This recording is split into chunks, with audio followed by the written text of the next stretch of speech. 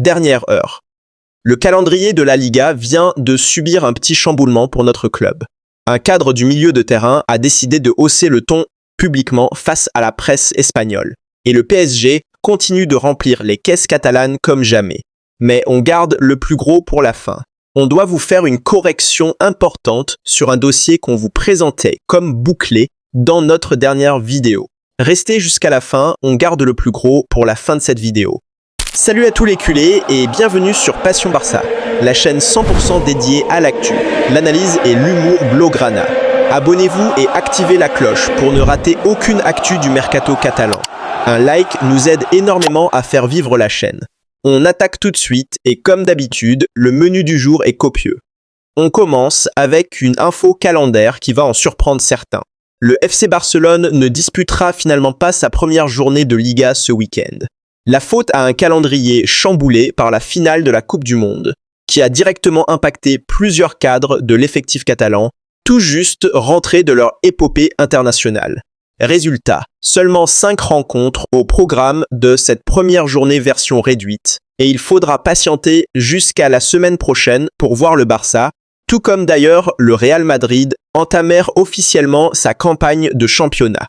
Une décision logique sur le papier, histoire de laisser un peu de temps de récupération à des joueurs qui sortent d'un été particulièrement intense. Entre compétitions internationales, quelques jours de vacances trop courts et une reprise de la préparation estivale déjà bien chargée. On imagine que du côté de la Liga, personne n'a vraiment envie de voir ces deux plus grosses affiches débarquer sur les pelouses à moitié cramées physiquement dès la première journée. Mieux vaut donc un léger décalage que de prendre le risque de blessures précoces, surtout dans un contexte où l'infirmerie catalane a déjà donné quelques sueurs froides ces dernières semaines. Un calendrier qui s'adapte donc, mais restons du côté du vestiaire catalan, où l'un de nos milieux de terrain vient justement de sortir du silence pour remettre les pendules à l'heure, et pas franchement dans la dentelle. Petit coup de gueule à signaler du côté de Frenkie de Jong. Le Néerlandais a publiquement recadré la presse espagnole dans une vidéo publiée sur les réseaux du club, dénonçant ce qu'il a lui-même qualifié de fausses informations nuisant directement à son image. On imagine assez bien de quoi il parle. Entre les rumeurs sur son avenir et sa possible relégation dans la hiérarchie du milieu de terrain, un sujet qu'on avait justement abordé dans notre précédente vidéo à propos de l'arrivée annoncée de Rodri.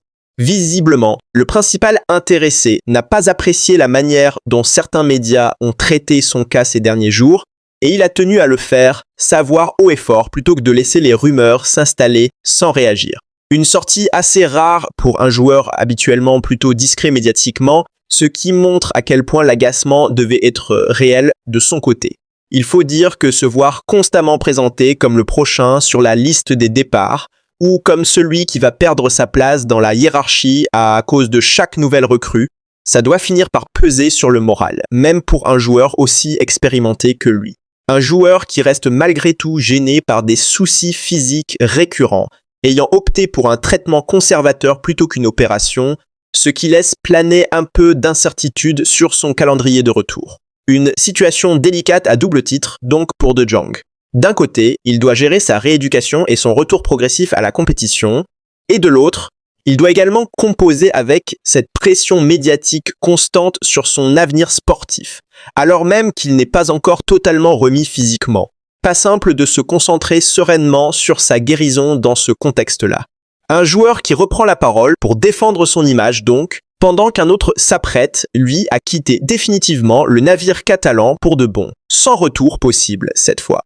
Confirmation totale cette fois sur le feuilleton Ferran Torres.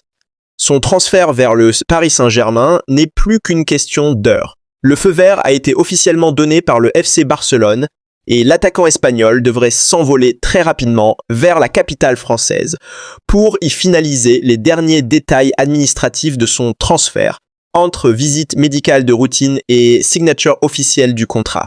Un dossier qu'on suit depuis des semaines sur cette chaîne avec ses hauts et ses bas, ses rumeurs contradictoires et qui touche donc enfin à sa toute fin.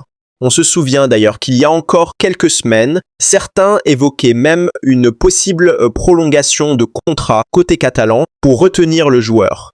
Comme quoi, dans le mercato, rien n'est jamais figé tant que la signature n'est pas posée noir sur blanc sur le contrat. Et ce dossier en est le parfait exemple, ayant connu plusieurs rebondissements avant d'aboutir finalement à ce dénouement du côté parisien. Petite anecdote chiffrée qui vaut le détour au passage. Avec cette opération, le PSG a désormais versé plus de 333 millions d'euros au FC Barcelone au total, sur l'ensemble de ces transferts cumulés avec le club catalan au fil des années.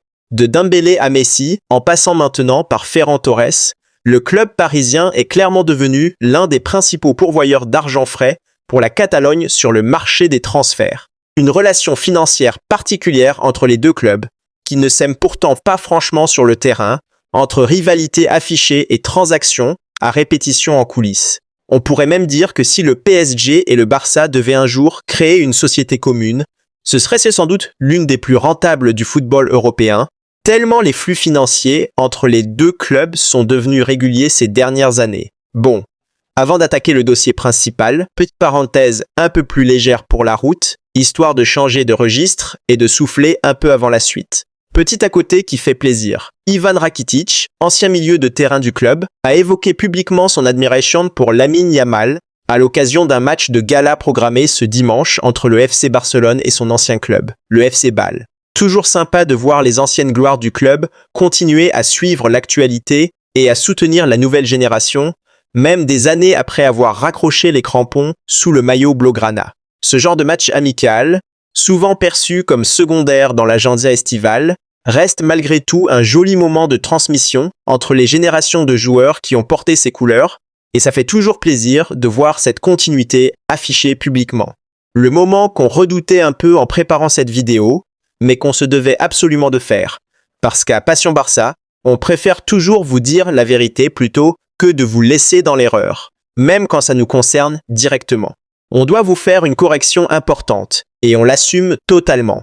Dans notre dernière vidéo, on vous annonçait que le dossier Rodri était définitivement bouclé, signé, officiel, avec un accord trouvé à 50 millions d'euros.